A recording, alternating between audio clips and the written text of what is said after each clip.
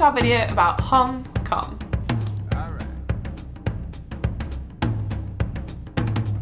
On our first day in Hong Kong, we walked down to the harbour, just sort of have a look around, sort of take it all in, get in that classic like Hong Kong view. And we walked along Avenue of the Stars. It's kind of cool. It's obviously very different to like what you get in America, where they have like the handprints on the floor or anything. These are on like a railing, so they actually, you kind of don't notice them for ages, and then all of a sudden you're like, oh, this is where they are, because you're sort of looking out for them on the floor. We didn't really recognise anyone. There was Jackie Chan. Yeah, we saw Jackie Chan. That was the only person that we recognised the name of. But the actual like area around it and like the views that you get from Avenue of the Stars and surrounding area, it's just lovely. I think it's a really nice like first impression of Hong Kong as well, and it was a nice warm day as well, so that was always a plus. And we also went to the Hong Kong Museum of Art. I think the day that we went was actually the first day it had opened again after being closed for a while, so it was really cool to go in, and there was some like really nice exhibitions. It's quite big, and there was also, it was quite varied, so I feel like there's probably something that everyone would quite like there. So we had a nice couple of hours just sort of wandering around there and checking that out. So that was really fun.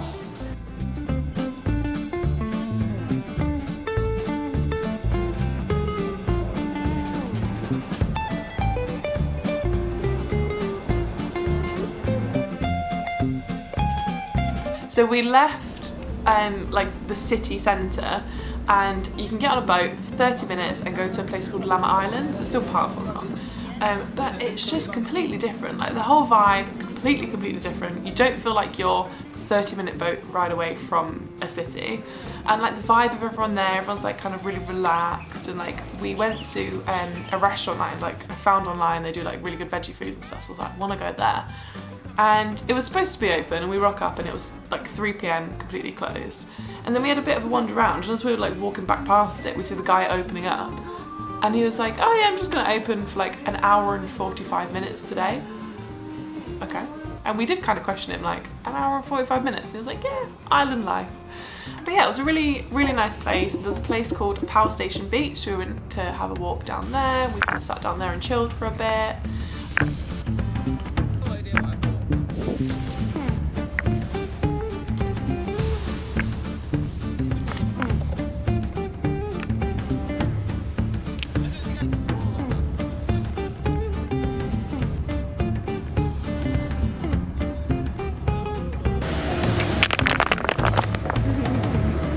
P.S. that's not me being mean. Jim said it was okay that I could kick it over. We got a couple of beers and we sat by the harbour. There's like a little bench you could just sit out and watch the sunset. And so we just sat there for a few hours. We were just chatting and having beers. So yeah, it was like just such a lovely afternoon, super chilled, but also like really nice to get out of the city for a bit as well. The skyline by the harbour, on both sides actually of the water, was really cool to look at during the day and also at night. And being here in kind of like the festive period, so just before Christmas, it's really cool as well, because not only do they light everything up, but they kind of, it's all Christmassy, so they have loads of like messages that say like season's greetings and stuff. And we also saw at 8 PM every night they do the Symphony of Lights, and it's basically like a nice 10 minutes where you can watch the buildings. They kind of like play music, and the lights kind of like some of the buildings. I don't really know how you describe it. Hopefully Jim got some good footage of this to show you what I'm trying to explain. But yeah, it's basically a light and sound show outside for 10 minutes.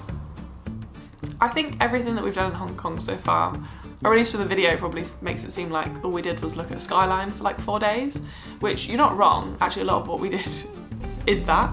And another way in which we saw the skyline, but from a slightly different angle, was going to Victoria Peak. We got the bus there, which was an interesting journey. We had a very crazy bus driver, but he got us there quickly, so can't complain really. And we went off for like a bit of a walk. I didn't realise that like the viewpoint was like kind of just basically where you get off the bus, kind of just right there. There's one they try and charge you for. Don't go to that one. Go to the free one. It's better. I don't know if that's actually better though. I think it's better because it's free and you can see the same fucking thing, so go to the free one. So when we got off the bus, I followed my maps and I took me and Jim up this like kind of steep hill for like a good 15-minute walk, and we did see like this beautiful like view, but it wasn't like the kind of skyline that we were looking for. So that was lovely, but then we had to go back down and find the actual viewpoint that we were looking for. And it was just really nice. It's just really nice to kind of be up that high and have a look over everything, especially because in Hong Kong there are so many like really tall buildings. So it's kind of cool to get like a bit of a view of it all. Oh, and then we, instead of getting the bus down, we got a, is it a train? It's kind of like a tram, isn't it? Can't remember. I think they call it a train, and it's so steep. It literally takes like 7 minutes to get from like the top of the peak to the bottom, and it's so steep that like you have to go down backwards. So if you're going up to the peak on this tram train, you can just sit like going forwards, but to go backwards, if the chairs are the other way around, you just fall down because it is like hella fucking steep. But it was really cool though. It almost felt like being on like a roller coaster. And we got down quickly, so that was cool.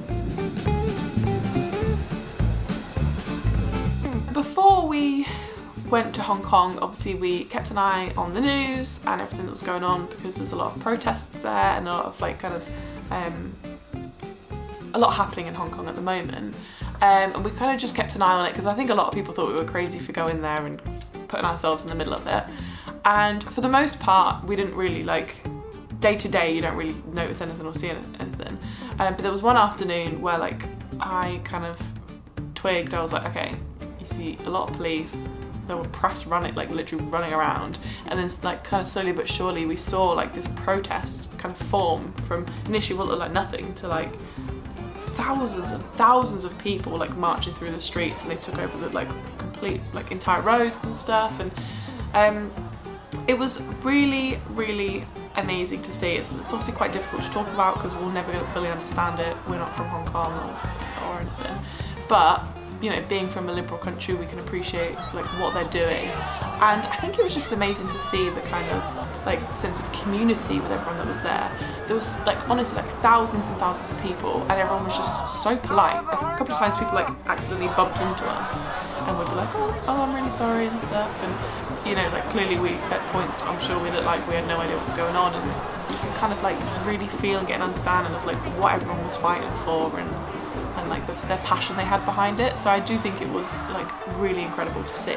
So we left before, we were with the protest for a couple of hours, and we left just as someone told us that the police had like shown an orange flag, which they said meant that they were like preparing to attack the protesters. And we did kind of follow it online, and later on we learned that they like used tear gas. So we kind of left at a point where we were like, okay, don't want to get tear gas, so let's leave. And as we were leaving, we actually walked past Hong Kong Polytechnic University, which is where literally a few days before we arrived, obviously there was a lot of stuff going on there, and we saw the aftermath of it. And that was, after the protest, also really incredible to see, because like it just kind of hits home, like it just shows you like the reality of like everything that's going on, rather than just like, oh okay, they want their independence. Like it kind of, you see it, you feel it. So yeah, complicated matter, and not one that obviously we can like, we don't know enough about it to fully like discuss the stuff. That's not what this video is for, obviously, but I think it was, we appreciated being able to see some of like what was happening, and also just to learn a bit more about it as well.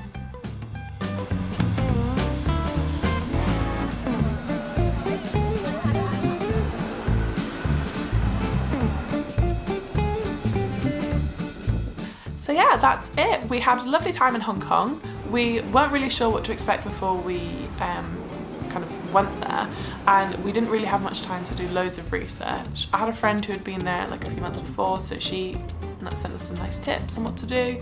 But yeah, I think it surprised both me and Jim, and overall we had a really, really good time.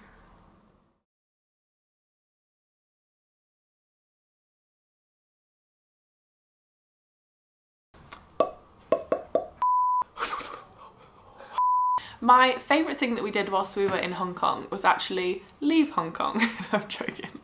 Yeah.